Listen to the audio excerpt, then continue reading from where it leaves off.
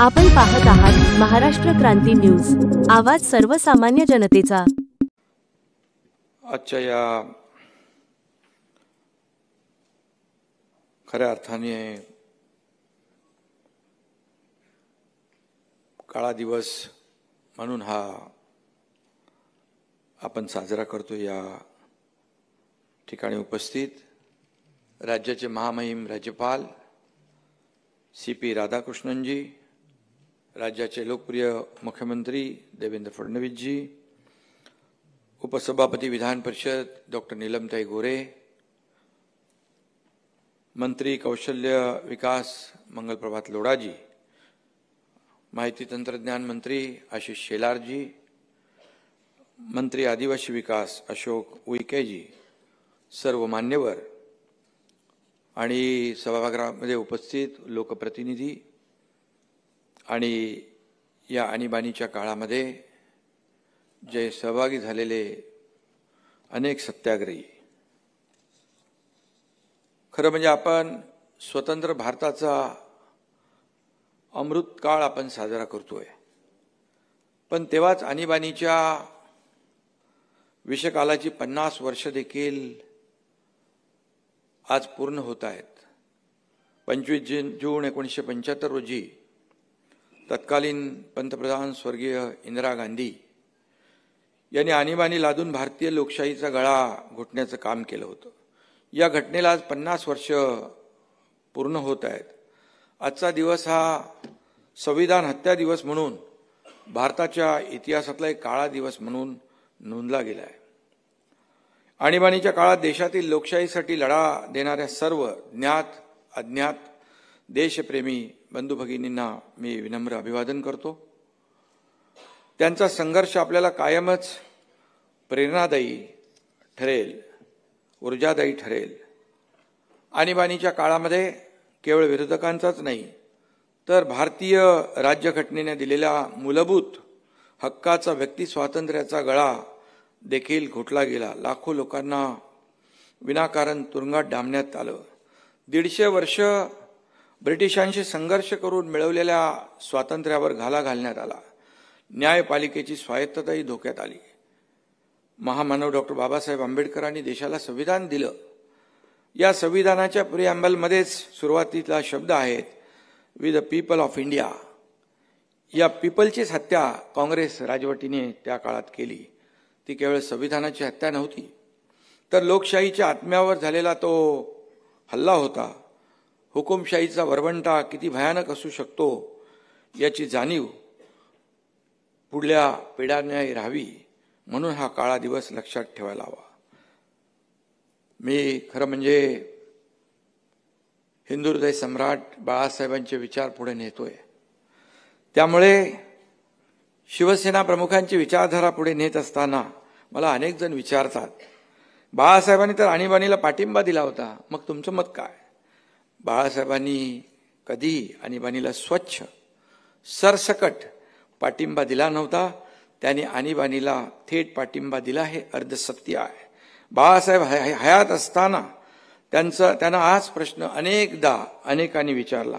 बीबीसीच्या मुलाखतीमध्ये देखील त्यांना हाच प्रश्न अनेकदा विचारला। बीबीसीच्या मुलाखत 2007 साली झालेले NDTVचा पत्रकार शेखर गुप्ता यांनी देखील बाळासाहेबांची मुलाखत घेतली। त्यातही बाळासाहेबांनी भूमिका स्पष्ट केली।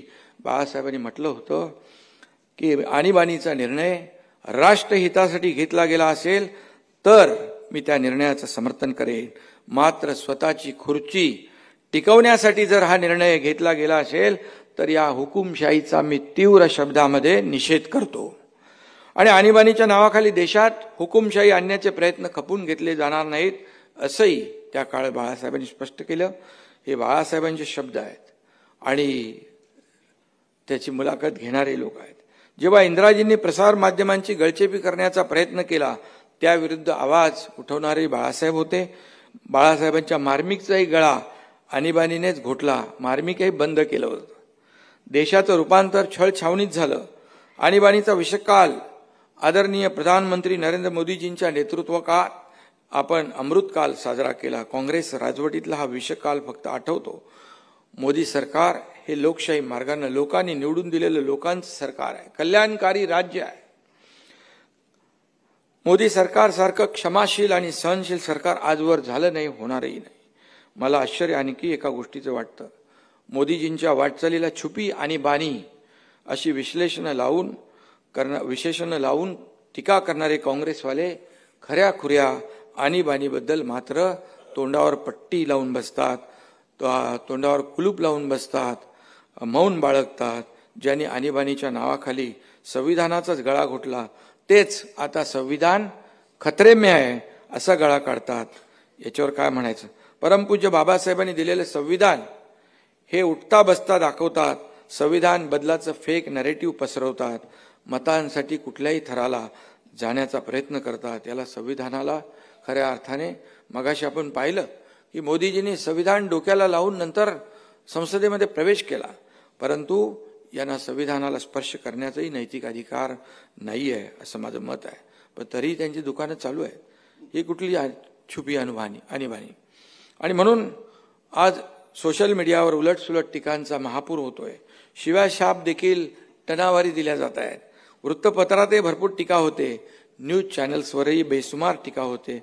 पण कधी कुणावर मोदीजींच्या सरकारमध्ये बंदी घातली, कुणावर गदा आली? आता पंतप्रधानांचा काँग्रेसचे राहुल गांधी तर परदेशात जाऊन देशावरही टीका करतात, प्रधानमंत्र्यांवर देखील एकेरी बोलून टीका करतात. आपल्या ऑपरेशन सिंदूरमध्ये ज्या लष्कराने प्राणपणाने आपल्या प्राणांची बलिदान दिलं, या ठिकाणी बाजी लावली आणि पाकिस्तानला चोख धडा शिकवला, त्या लष्करावर देखील प्रश्नचिन्ह निर्माण करतात, अविश्वास निर्माण करतात.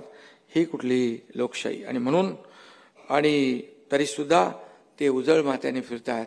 जर छुपी आणीबाणी असती तर आताच्या काळात खऱ्या अर्थाने असली बदनामीची कारस्थानं, तुकडे तुकडे गँग सगळं एका फटक्यातच बंद झालं असतं. परंतु हा देश संविधान मानणार आहे, लोकशाही मानणार आहे. मोदी साहेबांनी ते कायम टिकवलेलं आहे. आणि म्हणून संविधान हा देशाचा श्वास आहे, तो अखंड चालू राहील. त्याला नख लावणाऱ्यांचं काय होतं हे जनतेने 1977 साली दाखवून दिलं. लोकशाहीचं अपहरण करून आपण कायम सत्तेवर राहू या भ्रमात असलेल्या इंदिराजींना सत्तेवरून पाय उतार व्हावं लागलं. हा इतिहास आपल्या सगळ्यांना माहीत आहे. आणि लोकशाही सर्वोपरी आहे हे लोकांनीच दाखवून दिलं. आणि म्हणून काही लोकांनी ही ताकद आजही समजलेली नाही. त्यामुळे विधानसभेत जनतेने केलेला पराभव त्यांना पचवता आलेला नाही. कधी मतदान यंत्रावर, कधी मतदारांवर आक्षेप घेत असतात. खरं म्हणजे त्यांच्या बुद्धीची कीव करावी वाटते. आणि म्हणून मी पुन्हा एकदा सांगतो, आणीबाणीचं भयंकर स्वरूप ज्यांनी अनुभवलं ती पिढी आता 60 उलटलेली, काही तर 70-80च्या पुढे गेले आहेत. आणीबाणीच्या तुरुंगवास आणीबाणीत भोगलेले बरेच नेते आज हयात नाहीत. एका व्यक्तीचा उल्लेख मी या ठिकाणी आवर्जून करेन.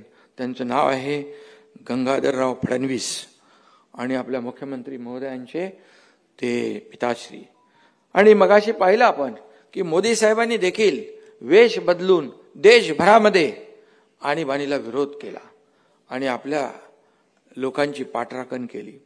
आणि म्हणून आणीबाणीत कारावास भोगावा लागला अशा व्यक्तींच्या आम्ही काय उपकार केले नाही. मानधनामध्ये देखील कालच मंत्रिमंडळाने एक निर्णय घेतला आणि त्याचे काय आकडे मी सांगत नाही आहे, परंतु एक सन्मान, त्यांचा आदर भावना ठेवून राज्य शासन या ठिकाणी त्यांच्या पाठीशी आहे. आणीबाणी विरुद्ध संघर्ष करणाऱ्यांच्या स्मृतींना आपण कायम जपूया. त्यांच्या स्वप्नातली सशक्त समृद्ध लोकशाही भारत घडवू असा निर्धार या निमित्ताने आपण सर्वजण मिळू करूया. आपण आपल्या संविधानाचं रक्षण करू, लोकशाही बळकट करू, प्रत्येक नागरिकाला समानता आणि न्याय मिळवून देण्यासाठी कटिबद्ध राहू असा निर्धार करूया. जय हिंद, जय महाराष्ट्र, जय संविधान.